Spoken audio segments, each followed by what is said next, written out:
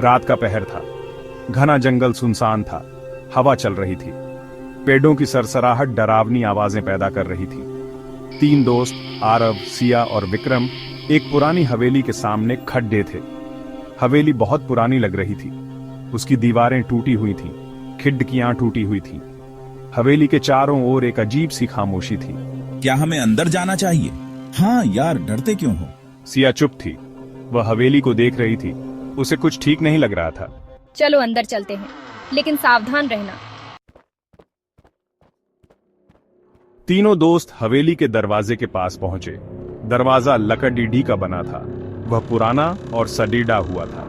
आरव ने दरवाजे को धक्का दिया। दरवाजा एक कर्कश आवाज के साथ खुल गया। अंदर अंधेरा था। किसी के पास टॉर्च है? सिया ने अपनी जेब से एक टॉर्च निकाली। उसने टॉर्च जलाई। हल्की रोशनी में हॉल दिखाई दे रहा था।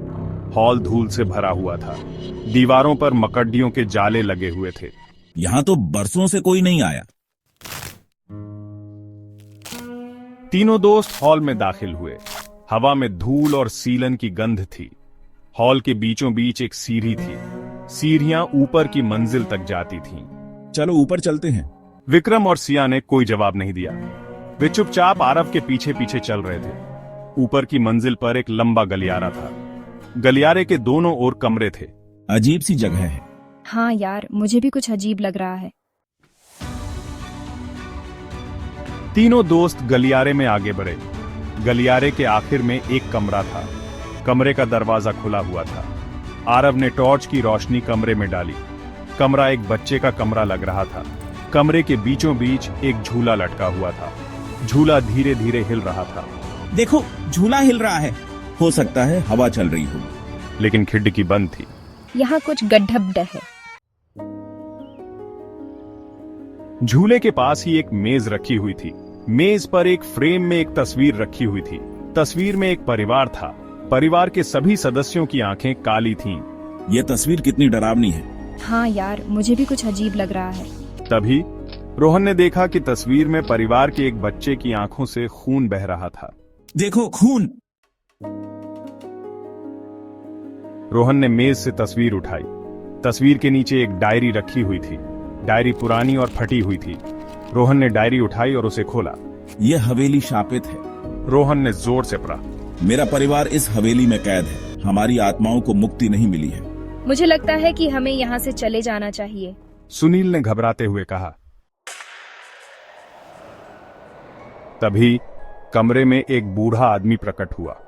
बूढ़े आदमी की आंखें लाल थीं। उसके चेहरे पर एक भयानक मुस्कान थी। तुम लोग यहाँ क्या कर रहे हो? बूढ़े आदमी ने भयानक आवाज में पूछा। हम बस देख रहे थे। अमित ने हकलाते हुए कहा। यह हवेली शापित है। तुम लोग यहाँ से चले जाओ। लेकिन कैसे? पुराने दीपक को जलाओ। केवल वही तुम्हें बचा सकता है। कहकर बूढ़ा आदमी गायब हो गया।